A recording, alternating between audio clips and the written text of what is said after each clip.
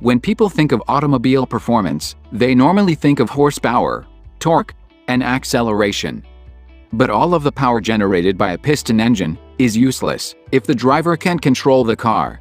That's why automobile engineers turn their attention to the suspension system to maximize the friction between the tires and the road, to provide steering stability and better handling. In today's world, the modern cars are the true wonders of engineering. They rely on multiple components and mechanical systems working together to guarantee smooth and safe operation. Many don't understand what suspensions are and what exactly it does. Let's take a closer look together. Your car's suspension system is a protective lattice of shock-absorbing components, such as springs and dampers. Your car's suspension helps ensure that your drive is safe and smooth by absorbing the energy from various road bumps and other impacts. Furthermore, it helps your tires to stay in contact with the road by increasing tire friction. However, while most people know a little bit about their car's functions, like how engine works, how brakes work, and how suspension work. So today, we look into what are the different types of suspension system and their components.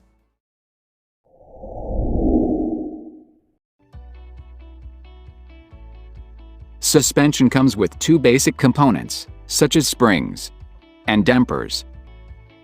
Now let's find out how these components works, starting with the springs. Springs act as reservoirs of energy. When the vehicle passes over irregularities of the road, it compresses the spring. This energy is released when spring expands subsequently, and with the help of dampers, the energy is converted into heat, and the spring absorbs the shock and avoids transfer to the vehicle frame. There are three types of springs are used. They are leaf springs or laminated springs, coil springs, and torsion bars. Leaf springs are also known as laminated springs. They are basically steel strips that are mounted over one another. They are also called semi-elliptical springs, as they are bent in that form. However, nowadays they are almost straight.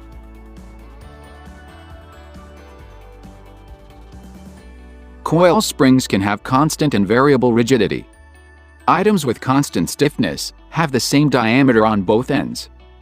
As for the second type, the diameter of spring and rod vary on different ranges. In the center of both spring types, a rubber bump stop is installed. This detail is required to smoothen fluctuations and prevent springs damage when it is fully compressed. A torsion bar is a metal tube with rods inside. They work on the principle of twisting. It means that before installation, torsion bars are torqued around the axle and then make the force of untwisting. This function is controlled with special levers and shock absorbers, using the bars as an elasticity element.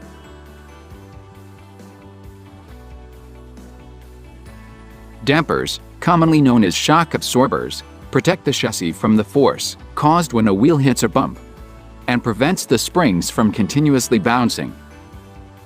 They also push the wheel back to the road surface. A damper is a piston filled with oil that separates the chassis from the wheel. When the car hits a bump, the piston pushes into the casing and is slowed by the oil, which flows into another chamber as it's compressed.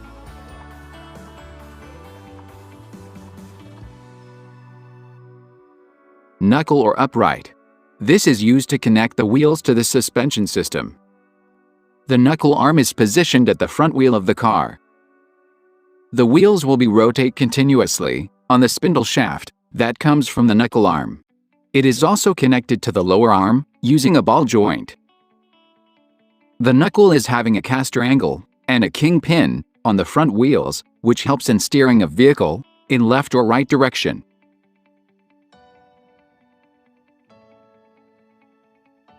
Strut. Strut is main component of suspension system.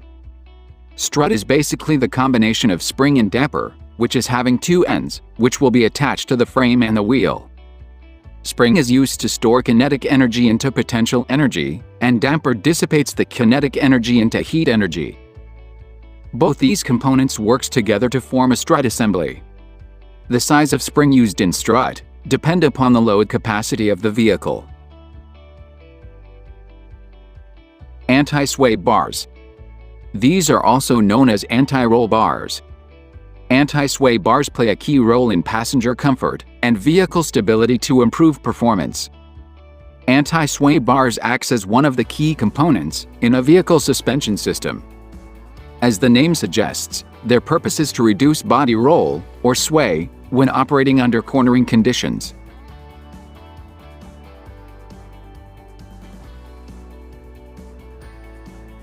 The ball joint functions to accept various lateral and horizontal loads on the car.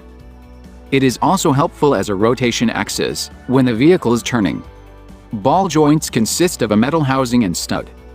The stud is able to swing and rotate within the housing.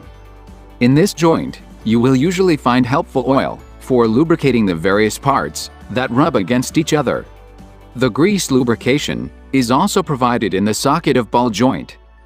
There are two types of ball joints, namely upper ball joints and lower ball joints. If there is no oil, the friction will not work correctly, and the ball joint will tend not to function properly. And it sounds like this.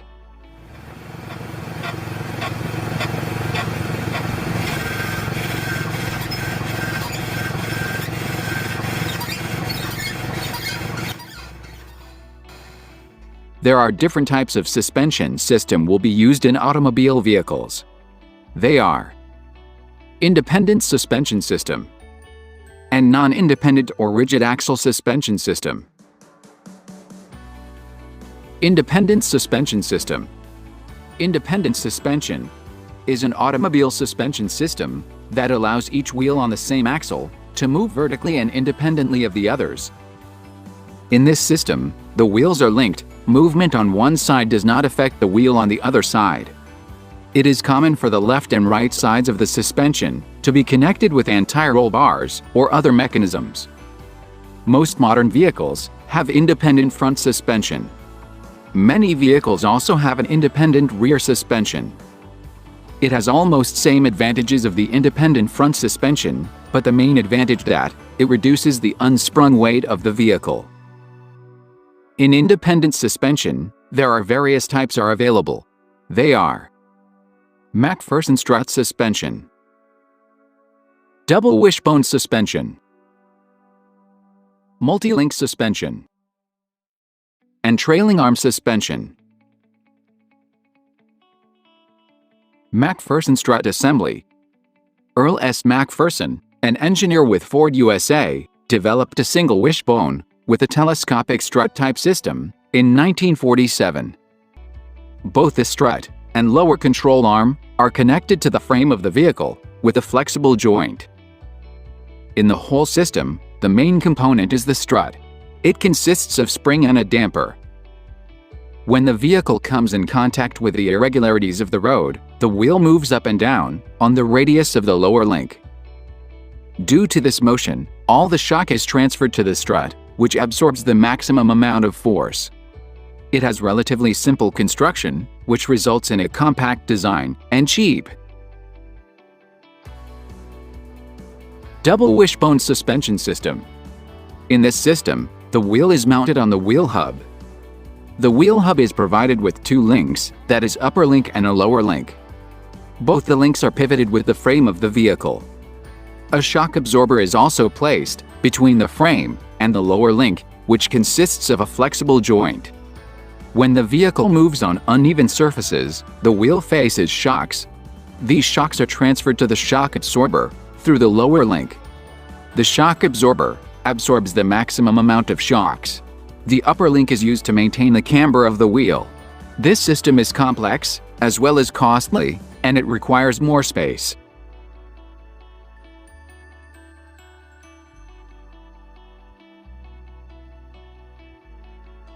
Multi-link is a suspension developed by Double Wishbone and Multi-Link that has a fairly complicated construction design because it has separate parts that are held together by joints.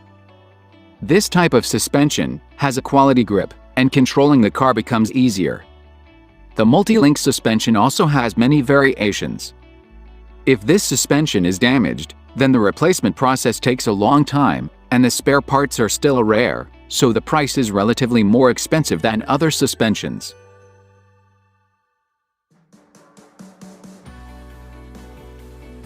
Trailing arm independent suspension maintains constant track and wheel altitude, with a slight change in wheelbase and caster angle. A coil spring is attached to the trailing arm, which itself is attached to the shaft carrying the wheel hub. When the wheel moves up and down, it winds and unwinds the spring.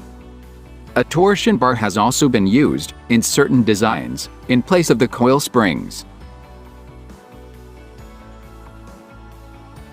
Non-independent, or rigid axle suspension system. In this, both the wheels on same axle are dependent to each other. There is a solid or live axle. It allows both left and right wheel to connect together as team. If one side of automobile bends in one direction, then other side will also bend in the same direction. This is called dependency. In non-independent or rigid axle suspension system, there are two types. They are solid axle leaf spring suspension and solid axle coil spring suspension. In solid axle leaf spring suspension, leaf springs are used as suspension members. The longest spring in the setup bends into a circle to form a spring's eye. This spring's eye is bolted to the spring hanger, and the other end of spring's eye is attached to the shackle. This shackle allows a change in length of the leaf spring when it bends. Also, the shackle includes a rubber bushing, which absorbs vibrations and prevents them from reaching the vehicle.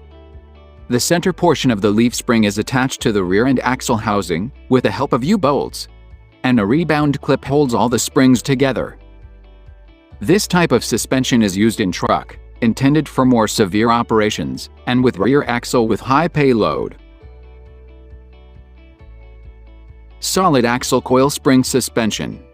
In this type, the coil springs are seated on pen-shaped brackets, which are attached to the rear axle. Torque tube drives are also attached to this setup, and the coil springs are not subjected to the driving thrust. The shock absorbers prevent the vehicle from rolling, and the energy stored in the coil springs is greater than the leaf springs. This type of suspension is always used in conjunction with torque tube, torque reaction link, or torque rod drive. Therefore, the coil springs are not subjected to driving thrust or twist. In air suspension system, air spring is used instead of a mechanical spring. Air spring has a higher load carrying capacity than mechanical spring. Air spring also has the advantage of variable spring rate by adjusting air pressure, which is not possible in the case of mechanical spring. In air spring, two ends are provided. One is mounted on the frame, and the other is to the swing arm. Three connection lines, which are pressure line, return line, and control line, are also provided for the operation and control. In this type of suspension system, there is an integrated fluid-filled displacer fitted to each wheel. The front and rear units were connected, making them two pairs. The units were filled with a mixture of alcohol, water, and additives to prevent corrosion. When wheel on one side of the car hit a bump in the road, the fluid was displaced and caused the unit on the other wheel to react. In this way, a bump at the front made the rear of the car rise to a corresponding height, and the car always remained level. So that's it. That's all about the suspension system. If you think I have missed anything, then please let me know in the comments. So now you know everything about suspension system, but the transmission is also one of the most important function in automobile vehicles. There are different types of transmissions are available.